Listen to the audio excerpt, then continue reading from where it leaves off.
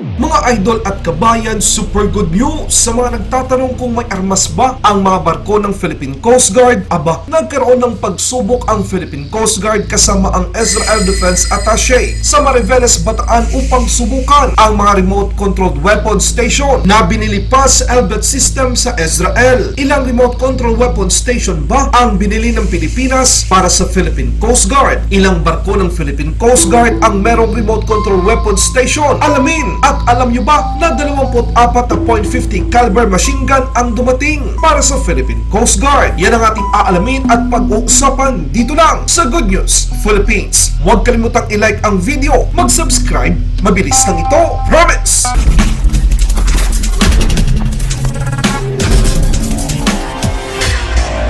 Pinangunahan ng Philippine Coast Guard Officer in Charge, Vice Admiral Eduardo Fabricante at Israel Defense Attaché Ras Shabtai ang remote-controlled weapon station capability demonstration sa paligidang karagatan ng Mariveles, Bataan kahapon, ika-11 ng Pebrero taong kasalukuyan. 6 na Philippine Coast Guard multi-role response vessel ang lumahok sa nasabing inisyatiba sa isinagawang test fire para sa bagong installed na state-of-the-art weapon system. Ito ang mga barko ng Philippine Coast Guard na kabilang sa lalagyan na ng remote-controlled weapon station, ang BRP Tubataha, BRP Malabrigo, BRP Suluan, BRP Sindangan, BRP Cape San Agustin, at BRP Cape Inganyo. Ang remote-controlled weapon station ay may target tracking capability sa araw at gabi na mga aplikasyon, ang stabilized weapon at optics na nagbibigay daan sa pinahusay na pagmamasid sa target, positibong pagkilala sa mga target at iba pa. Sa panahon ng pagpapakita ng kakayahan, ipinahayag ni Vice Admiral Fabricante na siya ay nasihan sa bagong naka-install na remote-controlled weapon station. Inalakay din niya ang planong paglalagay ng parehong weapon system sa lahat ng capital ship ng Philippine Coast Guard. Wow!